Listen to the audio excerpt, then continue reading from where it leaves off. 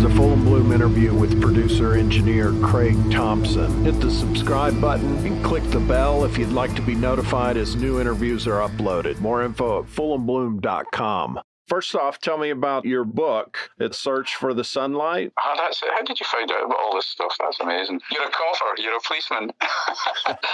Right.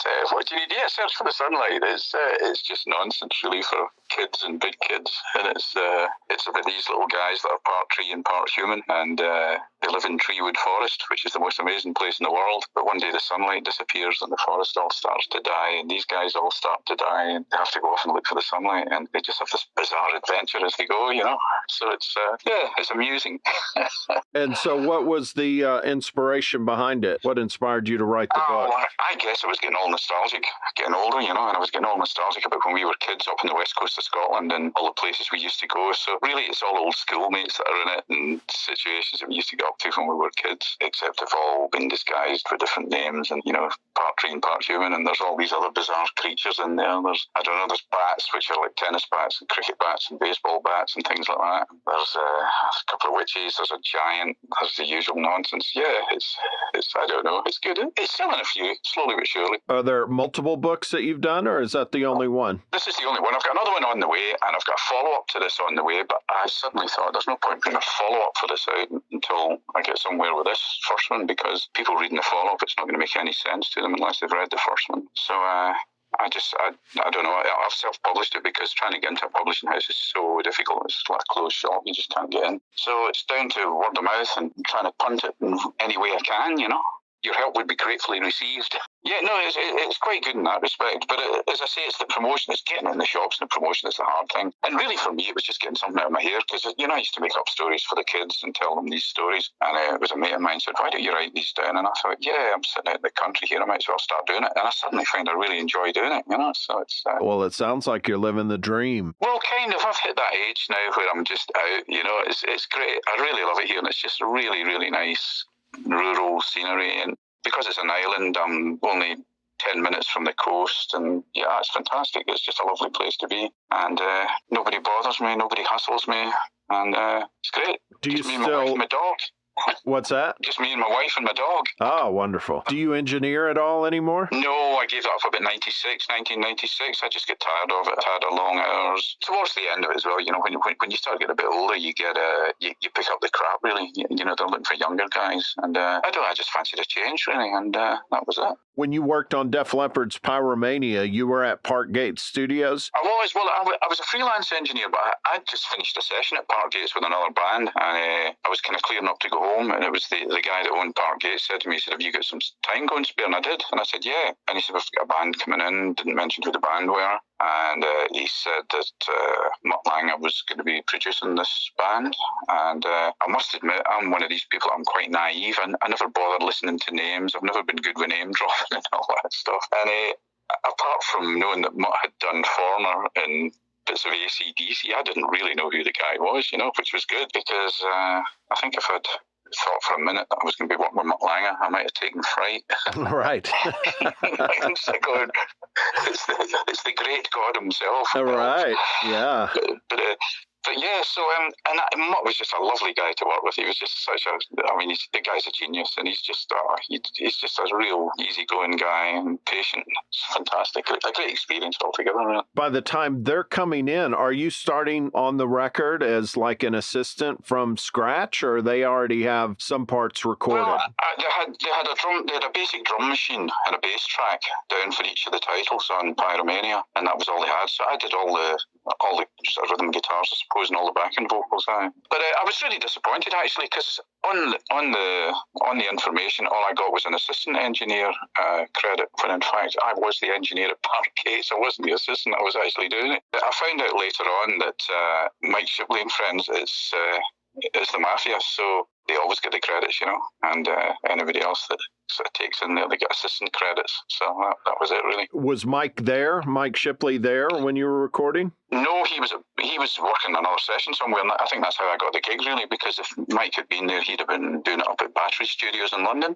But he wasn't around, and I think Mutt thought he'd just try a little out in the sticks studio and see how it went. And we all got on well, and the sound in the studio was great. So, we had a good time, and it was good fun, and we just all got on well, and it was great. He stayed for a bit. Are you with him like for that full year? It's almost like a year of recording, right? Oh no, that took.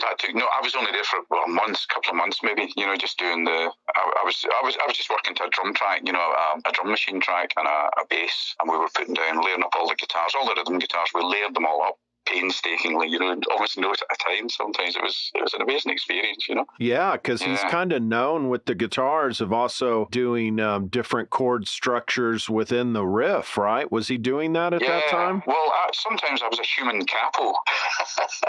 Sometimes I was holding strings down for Pete Willis or Steve Clark at the time, just so that they could get this discordant thing with some of the chords they were doing. And the rest of it, some of it we even made up the chords note at a time. There was sometimes we'd just record a string at a time just to get these weird kind of things in there, and then we'd mix them all together and it'd sound as one guitar, but just with these strange intonations and things in it, which was really interesting. Yeah, it was good.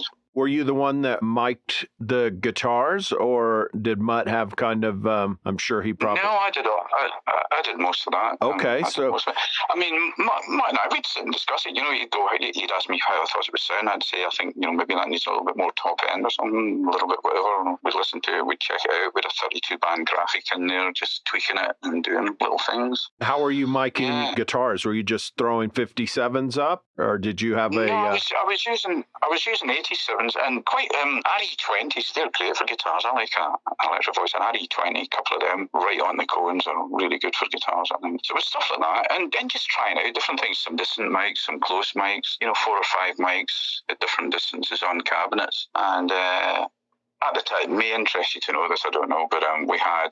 the reason the name Pyromania came up in some respects was that Jim Marshall Amplification were sponsoring Def Leppard, and they sent a truck round with loads of cabinets and 100-watt heads, 100-watt Marshall heads. And it was all that, it just gone valve state, and it was absolute crap. Everyone was different, and trying to get a good sound out, and they were just shit. And by sheer good fortune, the maintenance guy at the studio at Park Gates, he was a little Polish guy called Mike, and he used to be Robin Trower's Roddy, and he had a Marshall 100-watt head that it looked like sticks of dynamite that he taped into the back of it. He was a complete boffin, this guy, and in the back of this amp, it had all these bloody capacitors and all sorts of things in there, which boosted it to 200 watts, and it was brilliant. It was absolutely brilliant. But the trouble was, after about 2 hours, it used to overheat. We'd have to switch it off and go and have a pint somewhere, go and have a beer, then let it cool down, and then come back. And it was good old raunchy amp. It was great. Nearly caught fire a couple of times, but it was good. Yeah, it was fun. And Pete Willis, was he still there by that point? He was there, yeah. Okay. Yeah, he was. I was actually there when he was sacked. Were you really? I was even okay. He was drinking too much. The guy was just drinking himself into oblivion, and when it came time for his parts, he just wasn't on the case, and everybody else was giving 100%, and he wasn't. And of course, Phil Collin came down to see the band, and he knew some of the guys, and he came in, and the next thing I heard was that Phil had joined the band. I didn't actually do anything. I didn't work with Phil. I only worked with Steve, Pete, and Mutt, and Joe, of course, Joe Elliott. Yeah, Joe was great. He was good fun. Yeah, because it said that Pete... Oh, sorry. Go ahead. Were you going to say something? No, not really. It's just Steve. Sadly, Steve went. He died. That was devastating, Yeah, I remember thinking, God, I've just been working with these guys. And Steve was such a nice, gentle guy, too. He was one of these guys that, off stage, he was just really shy and really kind of quiet and reserved. On stage, he was dynamite. Yeah, he was great. Oh, yeah.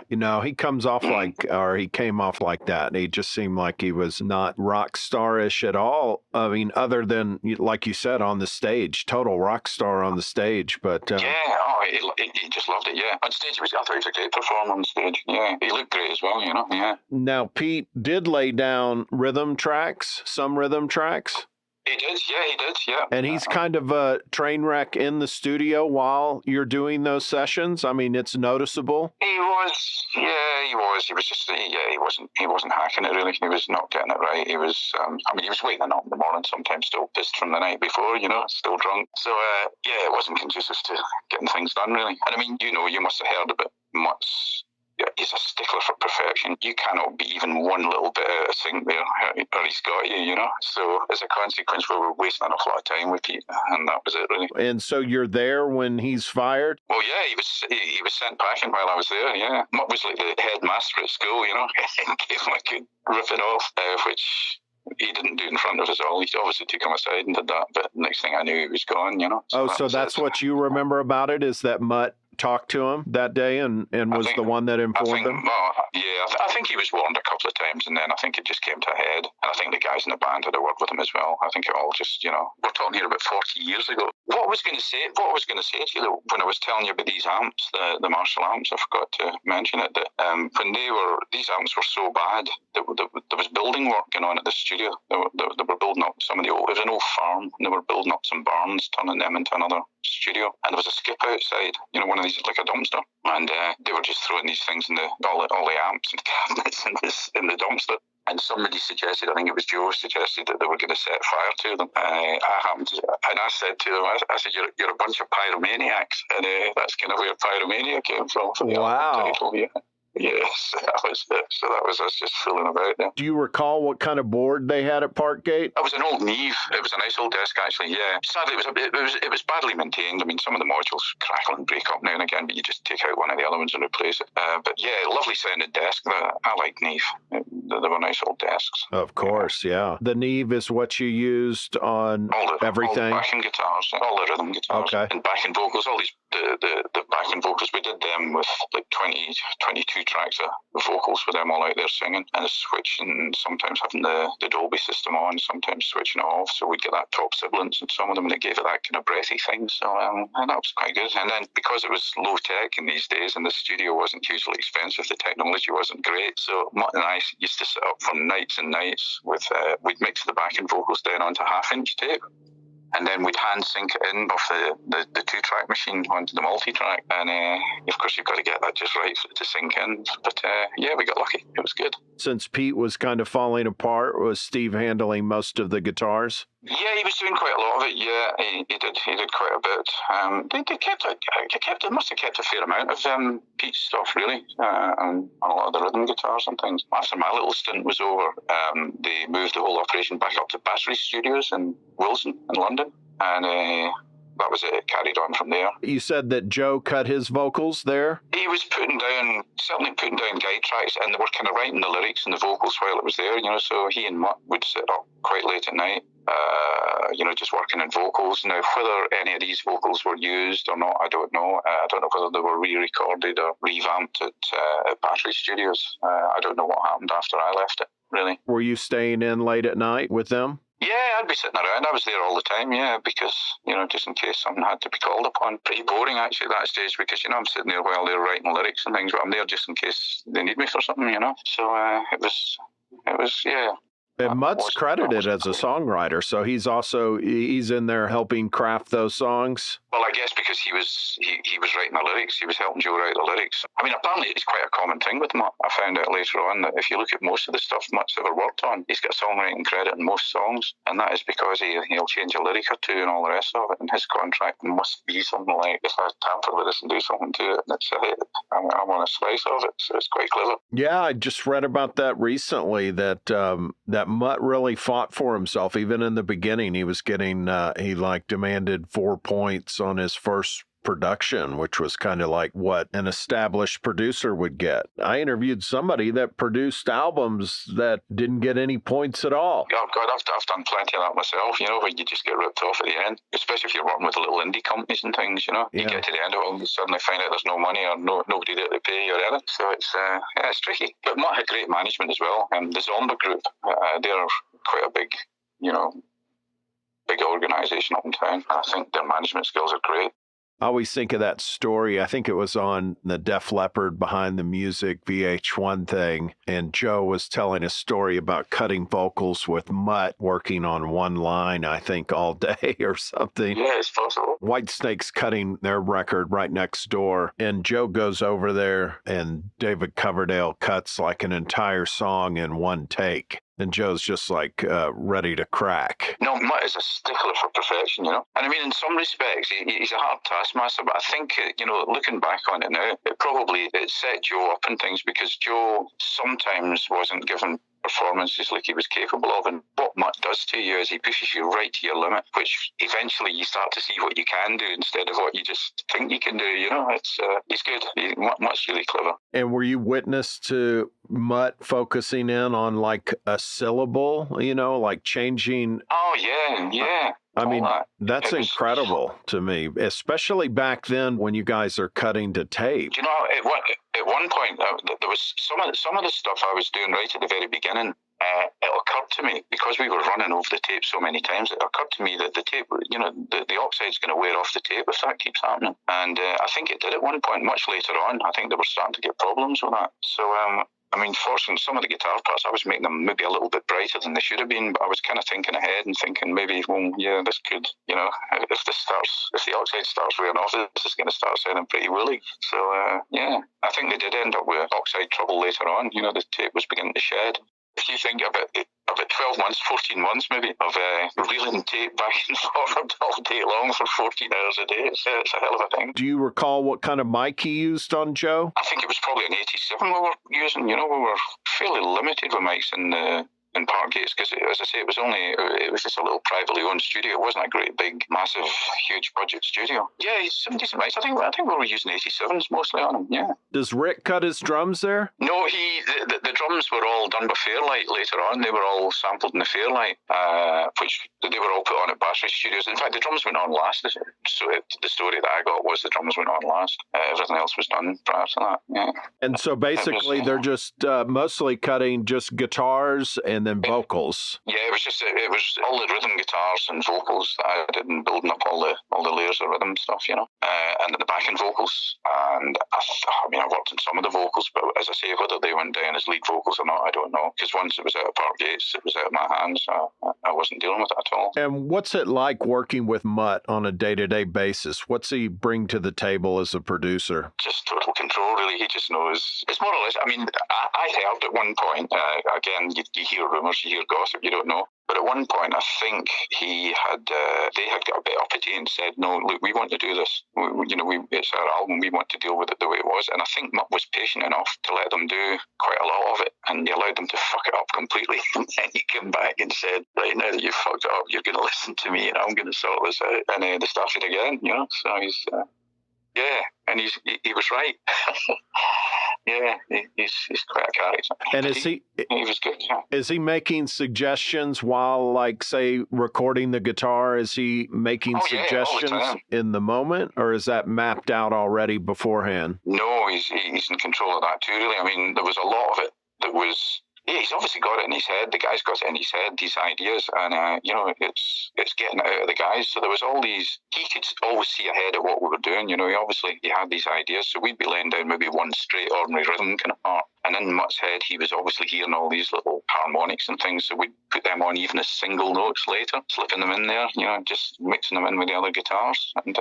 Yeah, it made for a really interesting guitar sound, generally. I mean, at the time, it was quite unique, wasn't it? I was working on this thing and thinking, shit, this is good, You just know something, don't you? When you hear it, you think, wow, this is going to be good. That's what I was going to ask, because it leaves the studio, and then so you don't hear it until really it comes out. Yeah. Now, do you know what? Now, whether it was tapes in or not, now, this sounds terrible for me, Mr. Nowhere, Mr. Nowhere saying this. But I was actually a little bit disappointed with the final mix, because at some points, I wish I'd taken...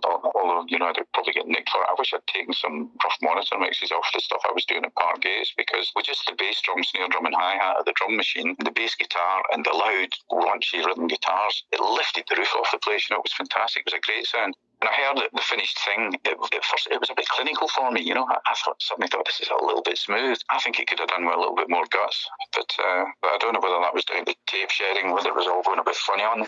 I'm not saying I could have made a better job of it, but I was a little bit disappointed. Is there something that you took, like for the rest of your career as an engineer, anything you took from Mutt that you applied later? Well, lots of things really, but of course I never had the budget to do the stuff that Mutt did. I mean, Mutt had an open-ended budget. The money was not an object, and as a consequence, I mean, Hysteria. That went on for God knows what, 2 years. Like several $1 million, I think, is the final cost. It was crazy. And I think Polygram, Mercury at the time, I think they said, right, you know, if you want to finish this, you're going to have to pay for it yourself. But they took a flyer on it and it worked. Yeah, but it's, I learned lots of things. I'm a guitarist myself, but I learned lots of things about layering guitars up. But you need time to do it. And a lot of the stuff I was working on was indie stuff. And, you know, I'd maybe get 2 or 3 months in the studio maximum. And okay, you can make a decent record, but you couldn't spend the time that Mutt was spending on it. Just simply, I didn't have that facility available to me, you know.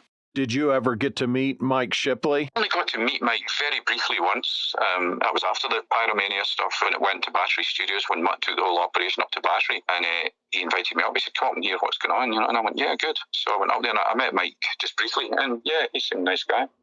Okay. Yeah, he's dead. So you did get to hear some of the album kind of coming together, but at that point it still sounded better than the final mix? Oh, yeah, it did, yeah. But I wasn't hearing much when I went to see him. Mutt was an amazing guy, actually, with all the pressure that must have been on him. He would always stop for a phone call, or if someone came to see him, he would always stop and spend time with him, you know. So it was that kind of thing. He just stopped and spent some time. We talked. I happened to have my dog there at the time because he'd been staying with somebody, and I picked him up, and he was interested in the dog and things because he likes dogs. And it was just that. So I didn't really hear much that was going on. And, you know, some of the guys were there. It was just Mutt and Mike Shipley. I think Joe might have been there. I can't remember now. But yeah, I heard little snippets.